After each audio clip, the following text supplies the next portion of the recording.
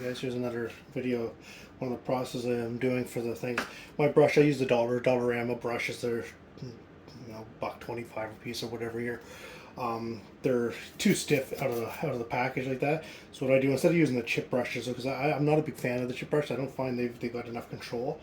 I take when you do the brushes, there's three sections. There's two separators, and I'm not gonna show you how I get into the middle of this because I'm just gonna do this quickly. I'm gonna waste this brush just to show you.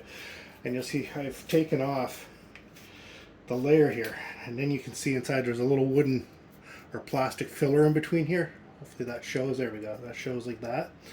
And I'll do the same on the other side. Sometimes I'll take the middle and the outside one and leave the one side on.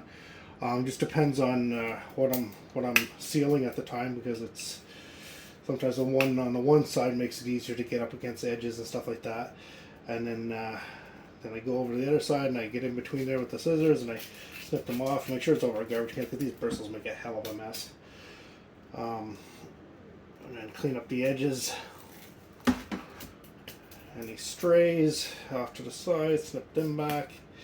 Anything that you might have missed on the edges, snip those off. Something back on the other side. Just a little cleaning up and stuff like that. And I'll show you a close up of this one. It's cleaned up here.